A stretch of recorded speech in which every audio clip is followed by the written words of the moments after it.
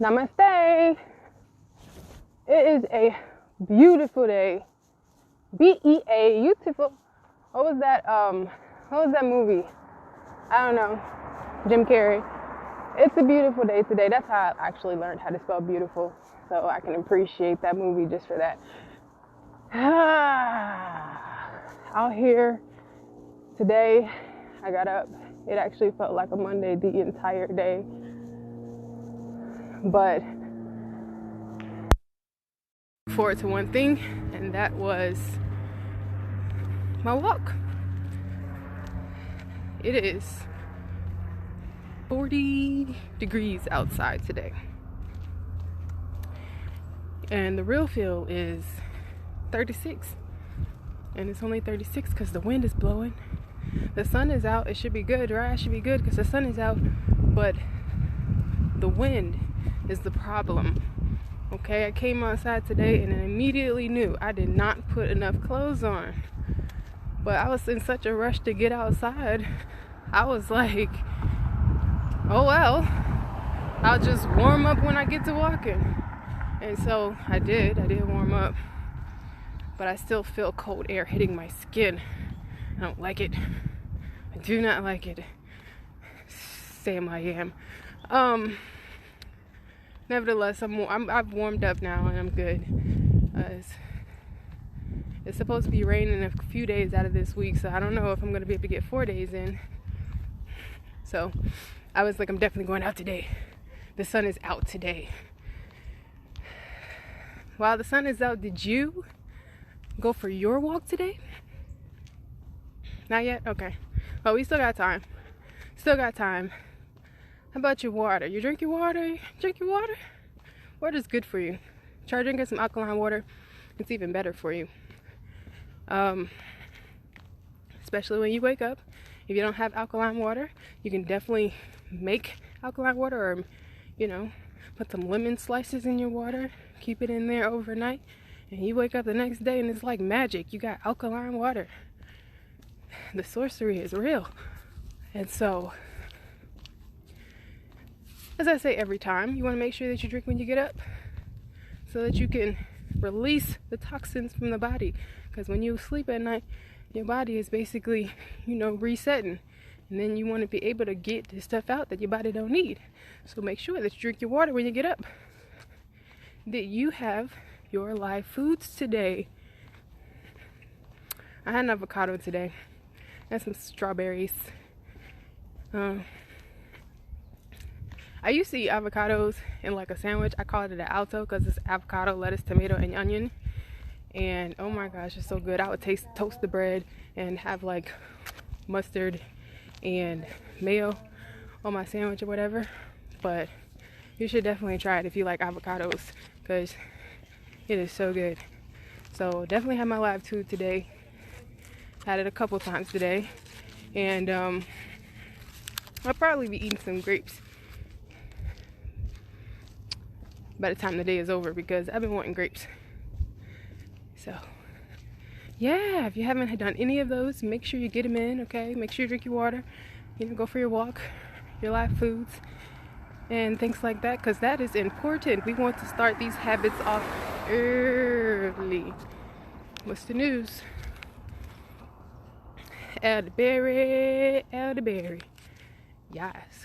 So we want to make sure that we have elderberry in our cabinet, and let me tell you why. Elderberry is like excellent for your digestion. People, if you don't know about elderberry, let me tell you what elderberry is. It's like a fruit. It's a berry that grows on a little bush. Of course, the elderberry bush. And how you doing? And when it grows from the berries. You get the berries and you get the flowers. And you can eat both. You can eat both the berries and the flowers, but see, you actually have to cook the berries before you eat them or consume them, or else it's like toxic, give you diarrhea and stuff like that, and you don't want that, right? So elderberry is an actual berry. And elderberry, a lot of people know that it's good for fighting the flu and the cold and those type of symptoms and things like that. But it also has like a lot of other good properties. It's also good for your digestion, like I said before. And if you have like IBS or constipation, it is known to help treat that as well. And it's an anti-inflammatory as well. So it's also known to help treat headaches. So these are like things that people use elderberry for. It's been tested and tried, and it's been proven against these things. I haven't actually tried it for myself. I usually don't like have very many like health issues or whatever. So other than I might get like germs here or there, like the little sniffles or whatever, but I'll take my elderberry and boom, it works. So elderberry is also good for like people who have high cholesterol. It'll help lower the cholesterol. And people who get like sinus infections, it's good for help treating that. So like elderberry is like pretty freaking awesome. Just saying. If you like have toothaches, elderberry is supposed to, people have used elderberry to help with the toothaches.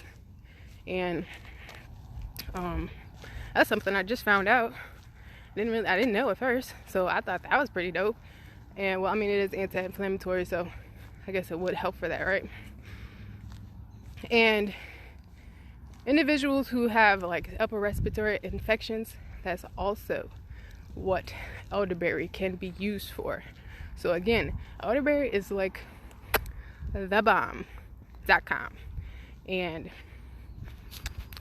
I definitely recommend you trying it, because I mean, we use it in our house, the children, since I've told you before, they don't like taking the antivirals that I make because it doesn't taste as good as the elderberry. So they do be taking the elderberry, because in our house you got 3 sneezes. You sneeze 3 times, you're gonna have to get you some herbs or whatever. So Gabriel just went through that the other day, and he sneezed 3 times. 1, 2, 3. And I was like, don't even worry about it, because you already know. Look, he sneezed. On his 3rd sneeze, he looked at me and he was like, please don't. Yeah, go ahead, get that elderberry. So, but the thing about it is, it works every single time. That elderberry, like before I started like giving them elderberry, it seemed like they would get colds like every other week. But I would but when they started taking out, I would like see their symptoms, and then I'll like catch the symptoms early, and I'm like, all right, well, we'll take this for a test run. I see the symptoms, then now catch it early so it doesn't get worse. So that's basically what I did, and it be working every single time. That elderberry is like everything. Okay. And of course, I've heard a lot of people talk about the goodness of elderberry as well. I mean, people buy it from our shop all the time, so of course I'm like, this is some good stuff. Oh, and then also you can use elderberry, like if you like, we have it in a capsule form. So if you don't like taking things like through tea or like liquids and things like that, you can definitely take it in a capsule form, and that's how the children take it. But you can also, we have the actual berries where you can make elderberry syrup. So with the syrup, it's a lot more involved. I mean, not a lot more. You just boil the berries, and then add honey, and boom, there's the syrup. Lasts for like 2 weeks in the refrigerator, and it's also good. But like the honey is like extra sweet, and I only care for like extra sweet things, but it definitely works. So you have options with elderberry. So it's important to make sure we keep our immune system tight and right, and catch it before, catch it in the early stages, because some people they might get a little cough here, cough there, sneeze here, sniffle there, and then they don't like do anything about it, and then next thing you know, you got a full-on cold. And no, we can't have that. I do not allow germs in my household. I don't. And Neither should you. We do not do germs.